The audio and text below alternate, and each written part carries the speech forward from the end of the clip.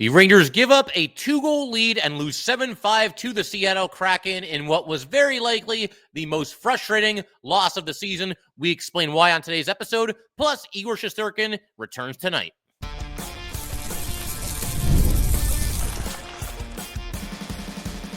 You're Locked on the New York Rangers, your daily podcast on the New York Rangers. Part of the Locked On Podcast Network, your team every day.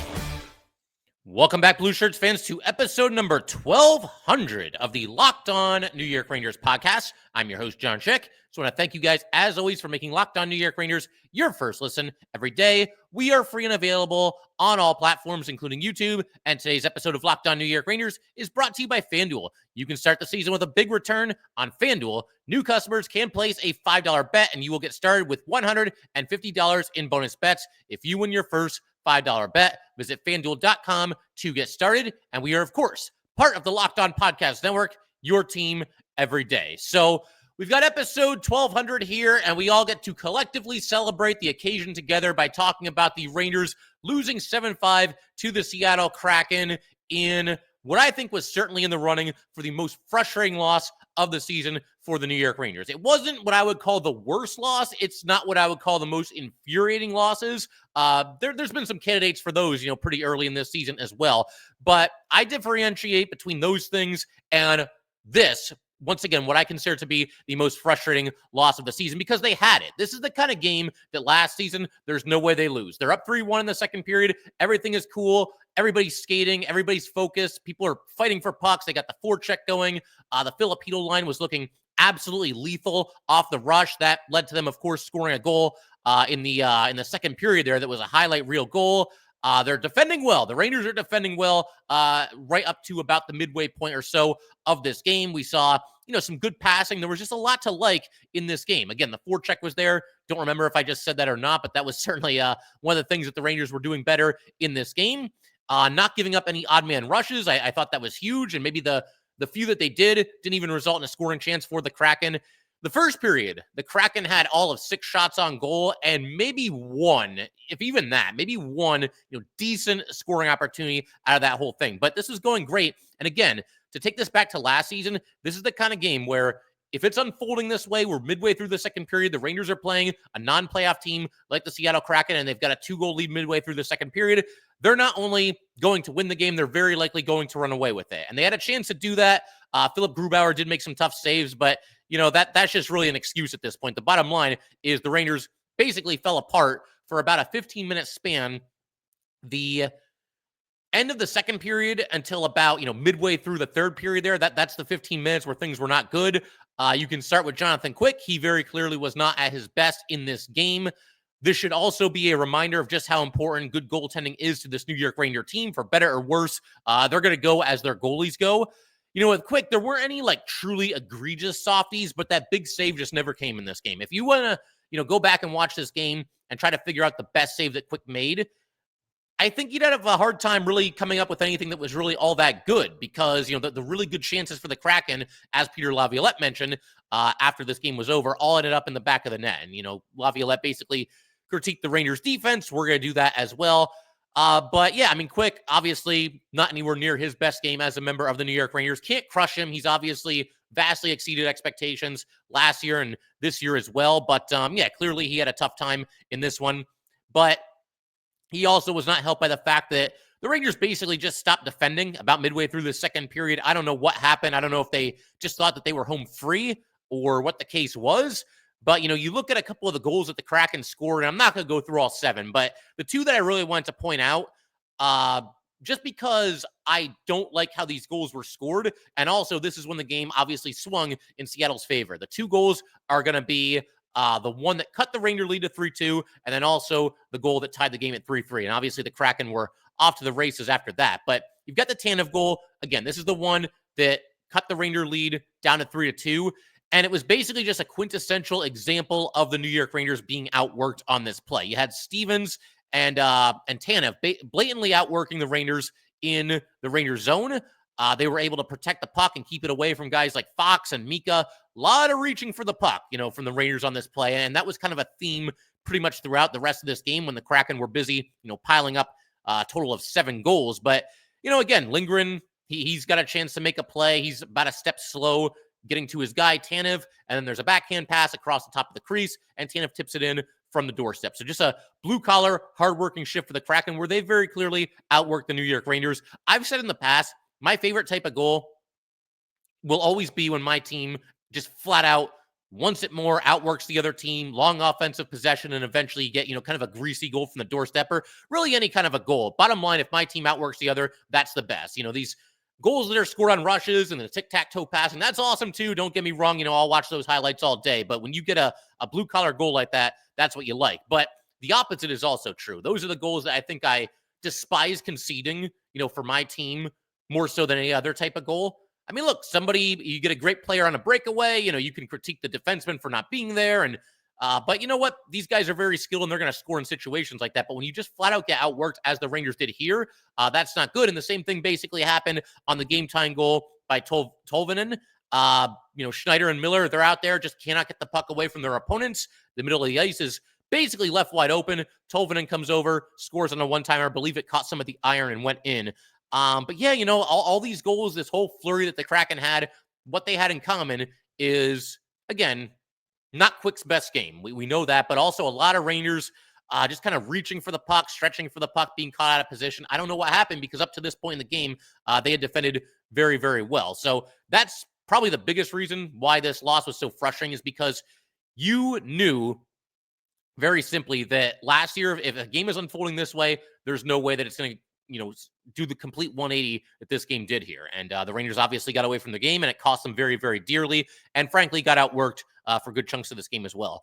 Another reason why this was frustrating, I think, is because you're up against a goalie here in Philip Grubauer. Now, he's had success in the past in the NHL, but facts are facts. So far this season, this dude comes in with a record of 1-8, a goals against average of .356. And granted, they got the puck by him, certainly enough to win 5 goals for the Rangers, but I don't know, man. You see a matchup like that, and it's got to be a win. The Rangers caught a massive break when Joey Decord was unavailable for this game. My understanding is he was a little bit under the weather, just not able to play. They had an emergency goalie that was sitting on the bench just in case anything happened to Grubauer. But yeah, nothing happened to Grubauer. The Rangers obviously got a few pucks by him, but you see that matchup at the start of the game. It's like, we got to win this game. Like, come on, we got to get enough goals, which they did.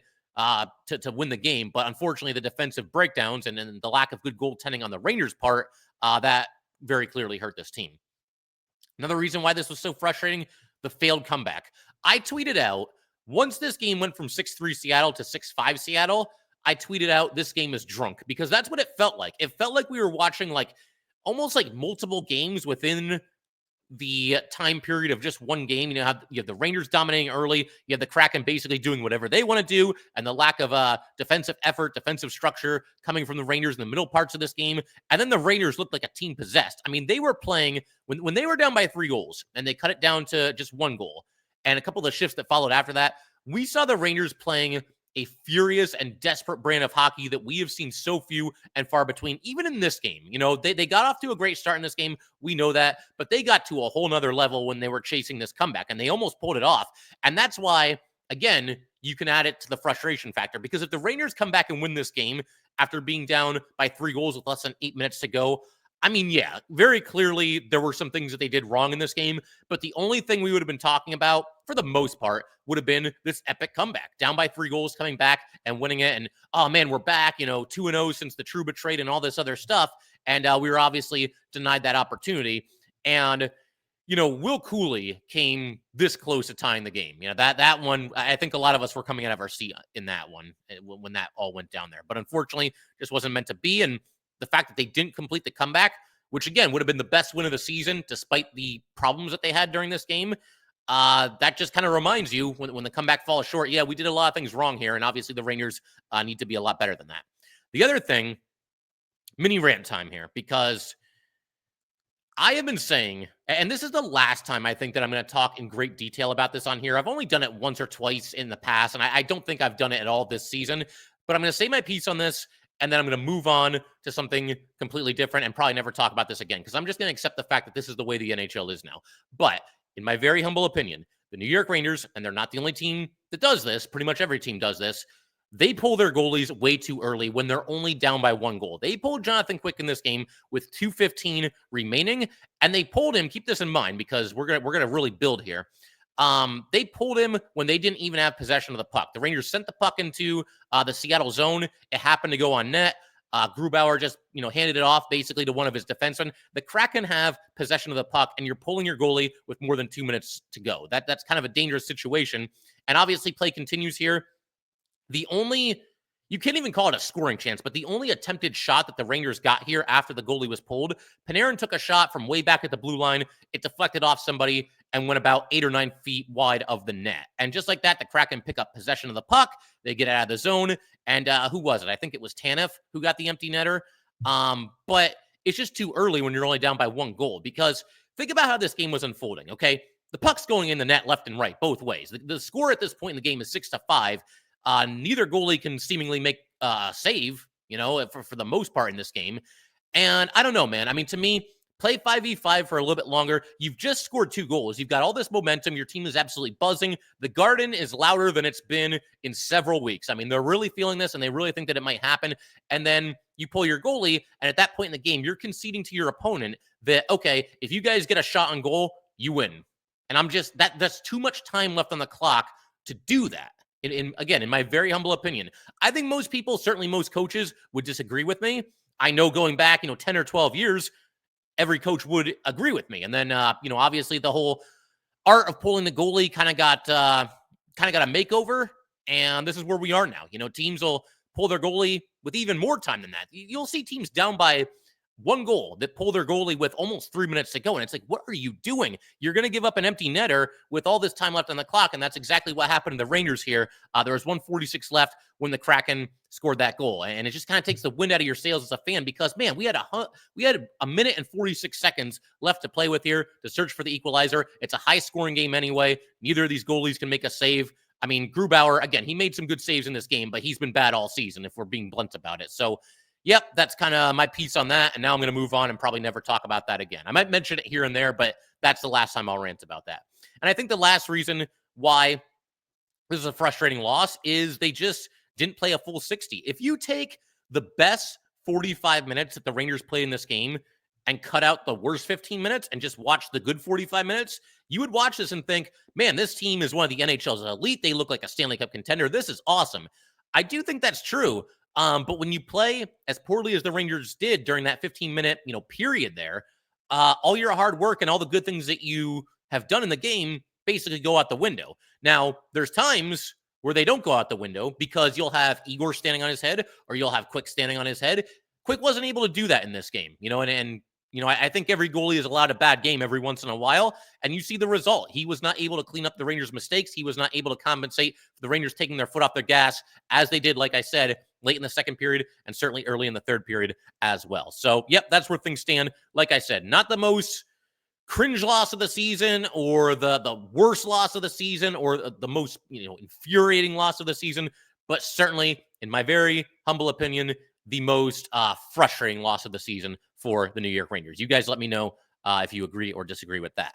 We're going to keep everything rolling in just a second. I touched on the goaltending situation. Igor Shesterkin going to be back in action for the Rangers tonight, or certainly that's what it looks like against the Chicago Blackhawks. We will talk about that in just a second.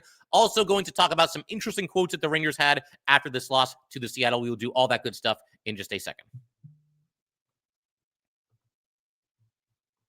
All right, we just want to take a minute to let everybody know that today's episode of Locked On New York Rangers is brought to you by FanDuel. Get ready to tackle the NFL action with FanDuel, America's #1 sports book.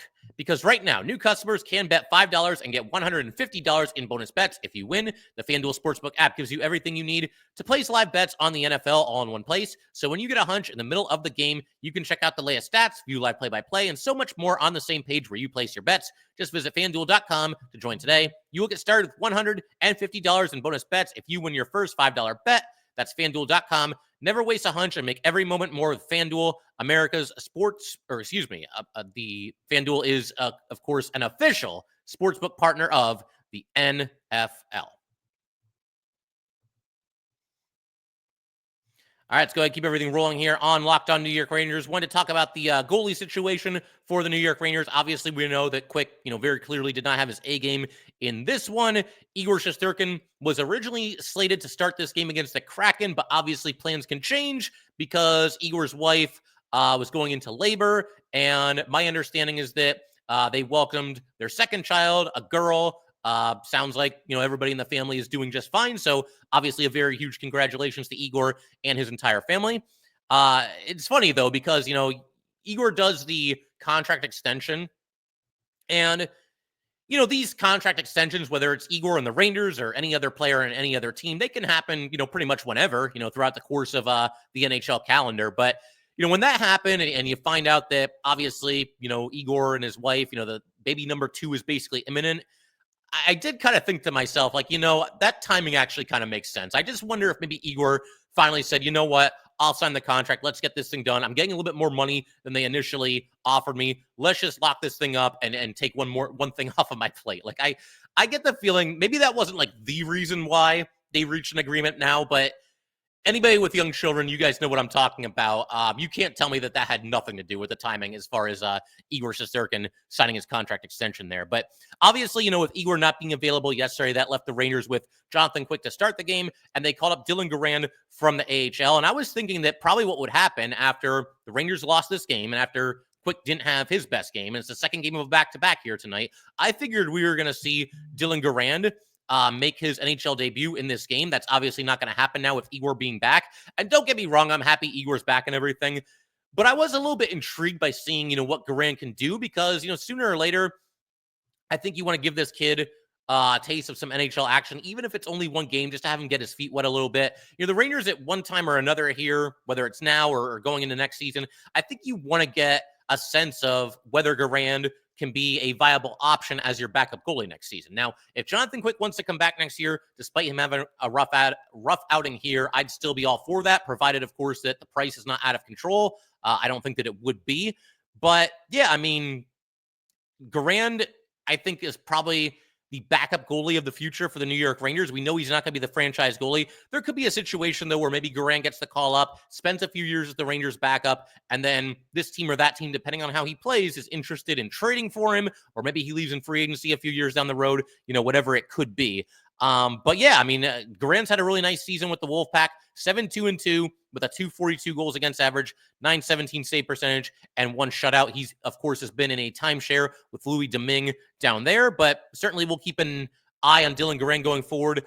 I was also wondering, like, if you put a rookie netminder into the game, if you're the Rangers, does that galvanize the team a little bit? I would hope so. I would hope the other veterans in that room would say, okay, let's go out there and let's get the kid his first win. Maybe they defend a little bit tighter than certainly we've seen at times this season. So it would have been interesting for sure. But bottom line, Igor's back, and I'm not at all disappointed by that. A couple of quotes here from Igor Shesterkin on everything that's gone on the last couple of days here with him obviously signing that big money contract extension. This is what he said about getting the deal done now. Like I said, this means a lot for me. I think it wasn't going to be easy. My agent told me it was hard negotiations, but I didn't care about that. To be honest, it was pretty hard to take all this noise, but everything happened right now. Everything is done, and I can be ready for a game and be focused. Yeah, well, the one thing that I'll say here is that Igor probably could have canceled out a lot of that noise had he just accepted the Rangers' offer in the offseason. Now, of course, he does not have to do that.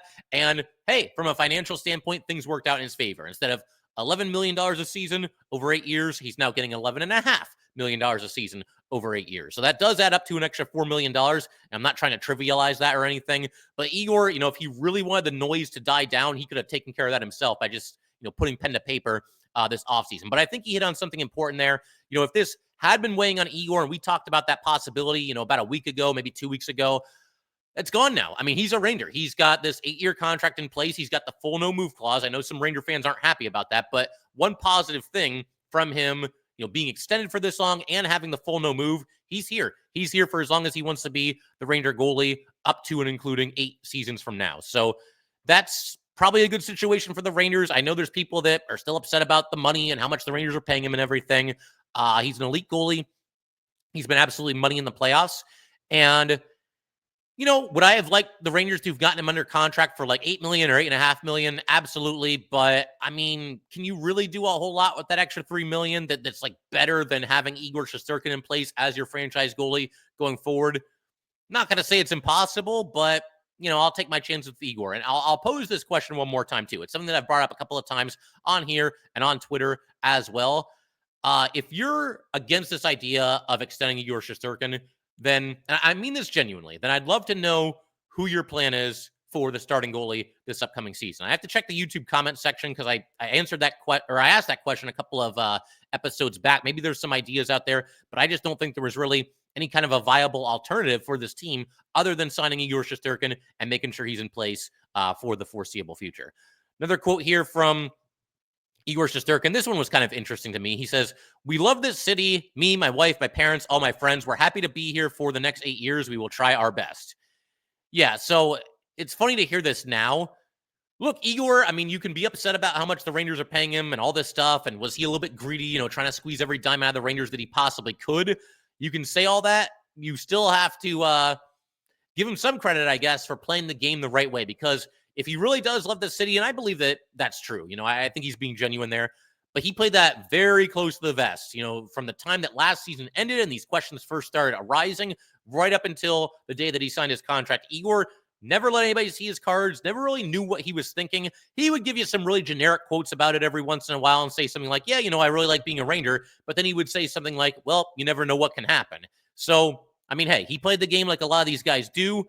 And it worked out for him in a big way, because if he really does love the city, and I take his word for that, then hey, he gets to have his cake and eat it too. He gets to continue being a New York Ranger going forward. Obviously, his family seems comfortable here as well, and he gets to be not just the highest paid goalie in NHL history while doing it, but the highest paid goalie in NHL history who turned down a contract earlier this offseason that would have also made him the highest paid goalie in NHL history. So very clearly, Igor Shesterkin wins. And I'm glad that this is done and we can just move forward with it, because Igor Shesterkin now locked up for the maximum amount of time that is allowed when it comes to, re-signing your own in-house free agents. But, yep, glad that he's back, and we'll see how he does against the Blackhawks tonight.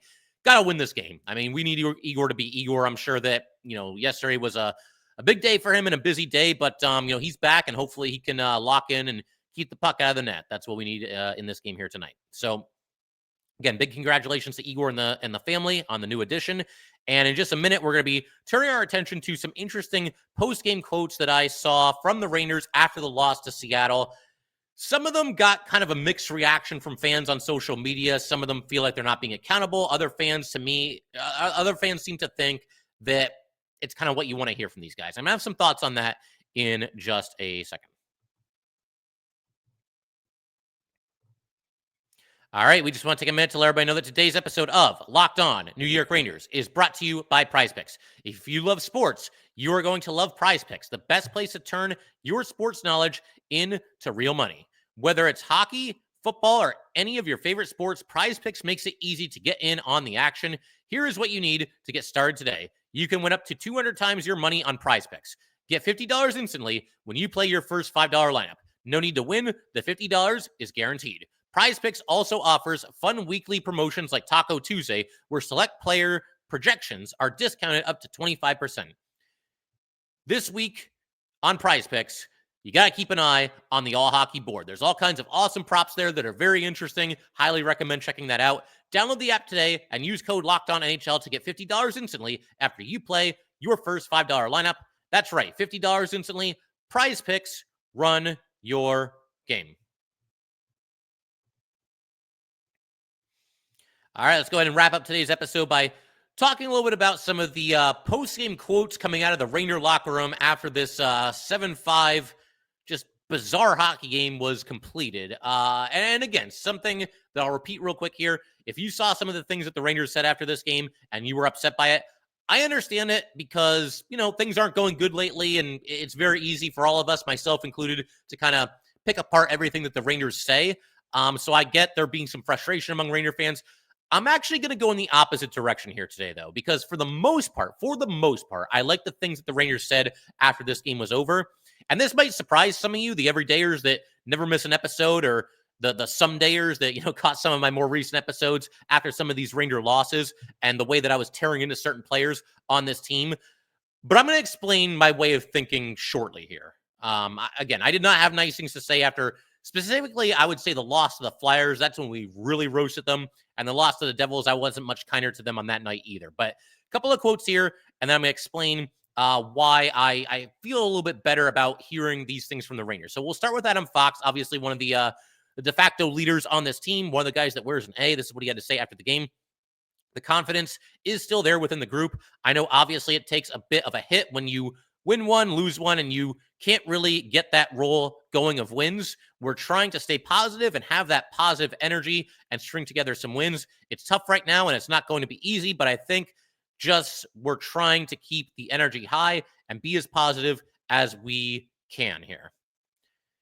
So I do feel like watching this game, it felt like the Rangers just were more in it. They were more in the game. They did play with more confidence. They played with more jump. They had that rally at the end, and I don't like moral victories or anything like that. Maybe, a few years ago, 4 or 5 years ago, when the Rangers were rebuilding and they played a really elite team really tough, maybe there's a moral victory to be had somewhere in there. When you come into a season as a Stanley Cup contender, though, and one of the Stanley Cup favorites, then I'm not too big when it comes to moral victories. But I do like the fact that they're staying positive.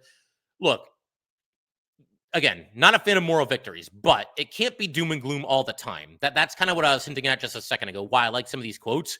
It can't be these guys hanging their heads and just looking comatose, all the time and always being doom and gloom. So I like the fact that, Fox seemed to think that there were some positives to take out of this one. You've got Riley Smith here as well, another veteran player on this team, Riley Smith, not Brendan Smith. He said, I feel like we were kind of just stretching the game a little bit, looking for plays that were not there yet, instead of collectively breaking the puck out and working on the forecheck as a group of five. I think we were probably looking for easy offense a little bit too much in the second period, and it kind of caught us. He hit on something there, looking for easy offense. This is the kind of game, and it goes back to something I was talking about earlier in the episode. The Rangers would win this game if it happened last season. They always won a game like this if it happened last season. And what he's talking about, get in there on the forecheck, get the puck deep, and just go to work. There's a way to approach the game. And when you've got a lead in a hockey game and it's starting to get a little bit late, we're getting toward the end of the second period here. You're up by 2 goals. Certainly, you're not looking to just sit back and go into a shell. You also, though, don't want to do what the Rangers basically did here, maybe kind of cheat for points a little bit and have the kind of defensive breakdowns that this team had, from the near the end of the second period there into the third period. So I think he's onto something there. And if the Rangers get a lead in this game here tonight against the Blackhawks, or really any team, I think they need to play it a little bit differently. And Smith here seems to be conveying that is indeed the case, that, that their approach at that situation in the game needs a little bit of an adjustment. We also have a quote here from Vincent Trocheck, who really, I feel like is beginning to sound more and more like the next captain of the Rangers. We're going to do a whole episode on that, probably next week, at some point, where we take a look at every conceivable candidate to be the next captain of this team and talk about when that might happen. But this is what Trocheck had to say after this game here last night, or yesterday afternoon, as it were. You got to stay positive at times like this and make sure that we know what we're capable of. The way we played in the third period, I feel like we played like a team that knew we could come back from down 2 or 3 goals. That's the sense we had in the room last year. Anytime we were down a couple goals, I think this is a step in the right direction in that sense. And making sure that we have confidence in our team, I think positivity feeds into that. But you've got to win games, and you've got to do that for a full 60 minutes. You can't just have that urgency when you're down. He hit on everything here. This is like everything that I wanted to hear, because I do think there is something positive to be taken out of the way that the Rangers fought back in this game. Down by 3 goals, and especially in the way that they fell down by 3 goals, up by 2, then all of a sudden down by 3, giving up 5 consecutive, and basically just being under fire from the Kraken during that 15-minute flurry there. There's teams that would pack it in.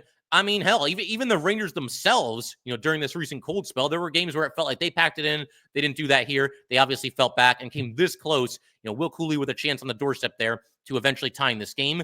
And take the positivity out of it, that it is a step in the right direction. Trocheck touched on that as well. And, but also being aware that you've got to win games. It's not about moral victories, which is something that we just got done talking about just a second ago. So I love this from Trocheck. I think this pretty much hits the nail on the head and sums everything up. And glad we got the full context of this quote here, because, you can take some positives, but still recognize that, okay, we need some urgency. And if we don't win, it really doesn't matter. And, that's kind of applicable to tonight's game, because if the Rangers say all these things and talk about positivity and playing a full 60 and let's stay at it and all that good stuff, and then you come out and lay an egg against the Chicago Blackhawks, then I don't even know where we're going to be after that. The Blackhawks have lost 5 in a row, all in regulation, and frankly, they're just not a very good team because they're in the early phases of what figures to be a very long rebuild. We'll see how things go there. But, again, I like the fact that most of these Rangers chose to take a positive approach to their comments in the postgame, because there's been too many times recently where, whether we're talking about on the ice or off the ice while they're being interviewed, this Ranger team just seems zombified, comatose, just sad. There's so many games during this dry spell here where you look at the players in the Rangers and they're either just like, staring out into space, like they're not even there, or they just look sad. They just look downright sad. So at least there's a little bit of a positive energy in that locker room. And it sounds like the Rangers feel like they did enough things in this game that they can build on it and eventually, get this thing turned around, start winning some games again. But after you say all these things and you at least show that you have a pulse here, you got to come out and beat the Blackhawks. I mean, let's be honest here. If they lose at home to the Blackhawks, and I don't want to hear about the second game of a back-to-back, Igor Shesterkin's back. He's ready to go. It's a bad team that they're playing. The Rangers have only played, it's only their second back-to-back so far this season. This team should not be tired or anything like that.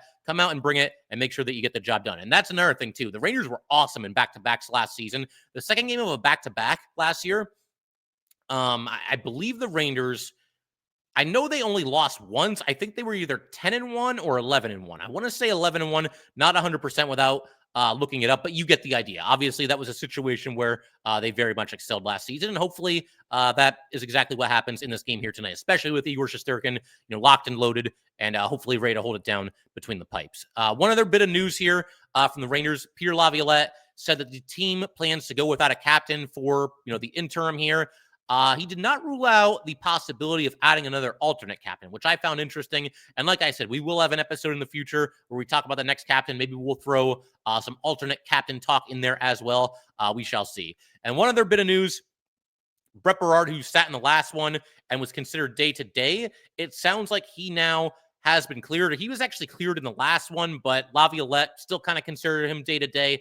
I don't know. They were kind of vague when they were talking about it on the broadcast, but Berard was skating with the regulars at the morning practice a little bit earlier today, and it looks like Brodzinski and Veazey were skating with, the group that's usually a healthy scratch. So all indications that Brett Berard is going to be back in the lineup, and not a minute too soon, because he, certainly gave this team a shot of energy when he was in the lineup a couple times not too long ago. But yeah, figure we can call it there. If you guys would like to get in touch with this podcast, please send an email to lockedonnyrangers@gmail.com. Once again, that is lockedonnyrangers@gmail.com. Definitely give us a follow on Twitter as well, @LO_NY_Rangers. Once again, that's @LO_NY_Rangers. And definitely subscribe to Locked On New York Rangers YouTube channel. Thanks again, guys. I will see you next time.